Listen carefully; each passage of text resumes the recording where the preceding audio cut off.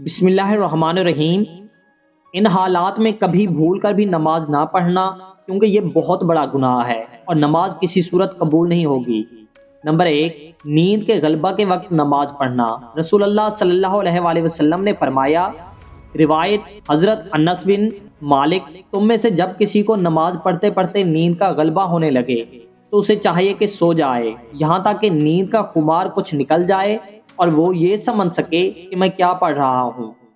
حضرت عائشہ رضی اللہ تعالیٰ عنہ سے روایت ہے کہ رسول اللہ صلی اللہ علیہ وآلہ وسلم نے فرمایا، جب تم میں سے کسی کو نماز میں نیند آنے لگے تو اسے چاہیے کہ اپنے بستر پر آ کر سو جائے، کیونکہ اس حالت میں اسے پتہ ہی نہیں چلے گا کہ وہ اپنے بارے میں دعا کر رہا ہے یا بد دعا کر رہا ہے۔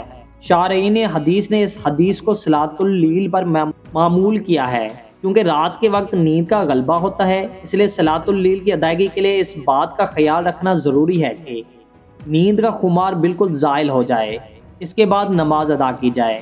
جبکہ بعض حضرات اس حدیث کو عام قرار دیتے ہیں کہ یہ حدیث فرض اور نفل سب کے برابر ہے۔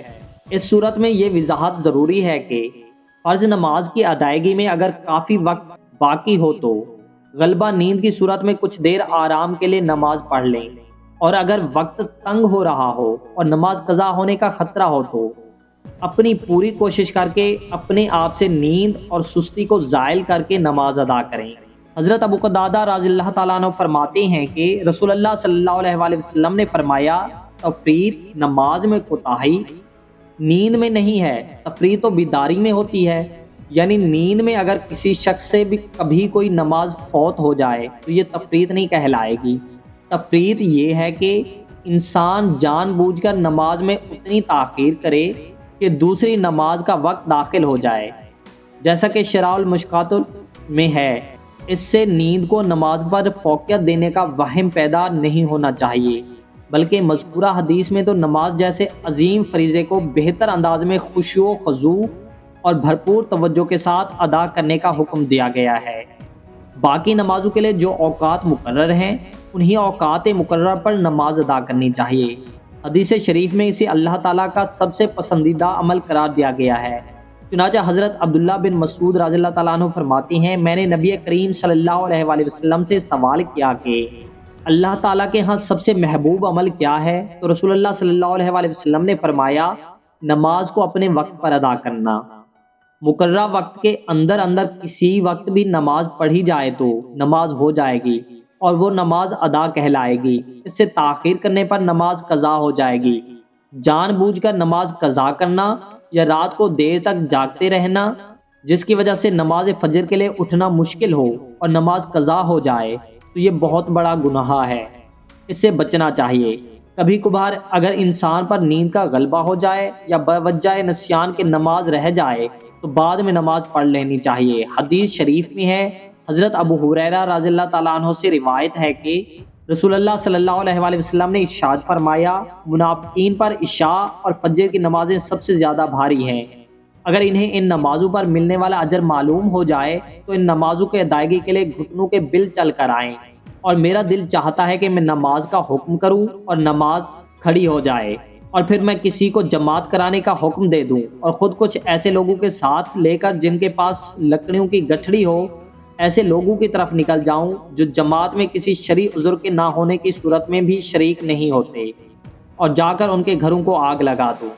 فقہ ابو انیس رحمۃ اللہ علیہ فرماتے ہیں کہ آدمی کے لیے اونگتے ہوئے نماز پڑھنا مکروہ ہے، ہاں اگر پڑھ لے تو جائز ہے، جبکہ نماز کے سب افعال اور قرات پورے ادا کر سکے۔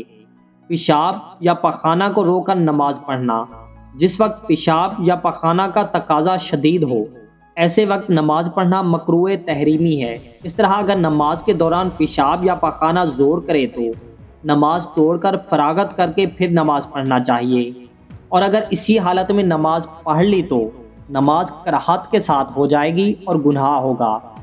لیکن اگر وقت تنگ ہو، اس طور پر کہ اگر وضو میں مشغول ہوگا تو نماز کا وقت ختم ہو جائے گا تو پہلے نماز پڑھ لے، اس لیے کہ نماز قضا کرنے کا گناہ زیادہ سخت ہے بنسبت کراہت کے ساتھ نماز پڑھنے کے۔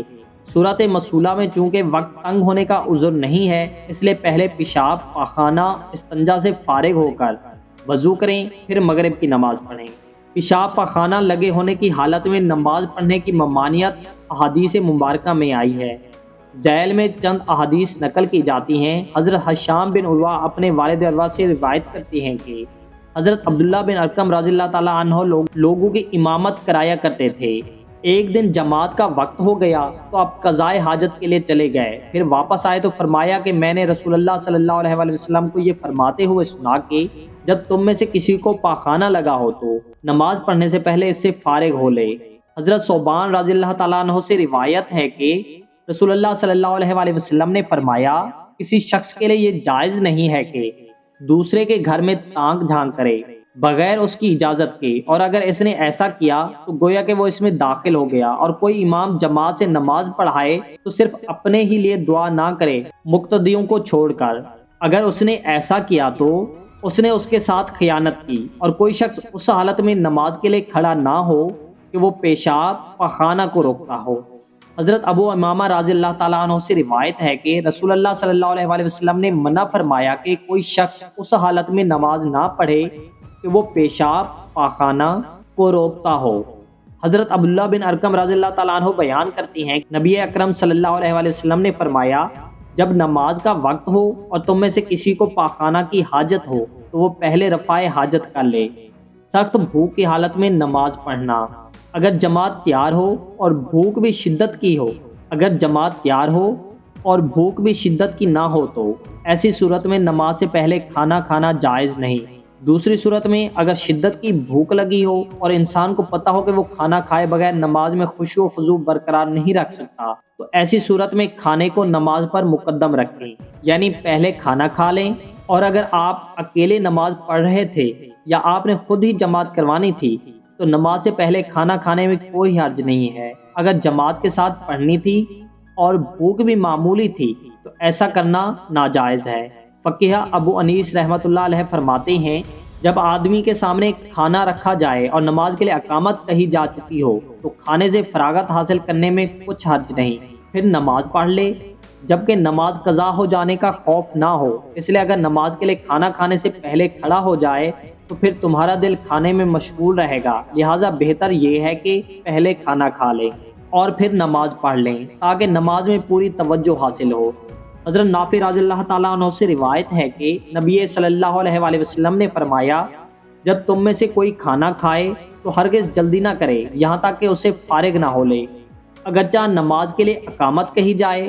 حضرت عائشہ رضی اللہ تعالیٰ عنہ، عبداللہ بن عمر اور انس بن مالک رضی اللہ تعالیٰ عنہ سے روایت ہے کہ رسول اللہ صلی اللہ علیہ وآلہ وسلم نے فرمایا جب نماز کھڑی ہو جائے اور رات کا کھانا بھی سامنے آ جائے تو رات کے کھانے میں پہل کرو۔ جب نماز کھڑی ہو جائے اور کھانے پینے کی اشیاء سامنے موجود ہوں تو مناسب یہ ہے کہ کھانے پینے میں پہل کی جائے تاکہ نمازی کی بھوک ختم ہو جائے اور اس کا ذہن دوران نماز کھانے کی طرف نہ لگا رہے۔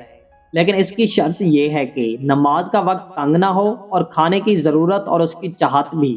اس میں اس بات کی تاکید ہے کہ یہ شریعت کامل ہے اور آسانی و کشادگی کے ساتھ انسانی جان کے حقوق کا خیال رکھتی ہے۔ اللہ پاک ہمیں دین کو سمجھنے اور اس پر عمل کرنے کی توفیق عطا فرمائے اور ہمیں نیکوکاروں میں شامل کرے، آمین۔ ناظرین، کامنٹ باکس میں ایک بار صلی اللہ علیہ وآلہ وسلم ضرور لکھیے گا۔ شکریہ۔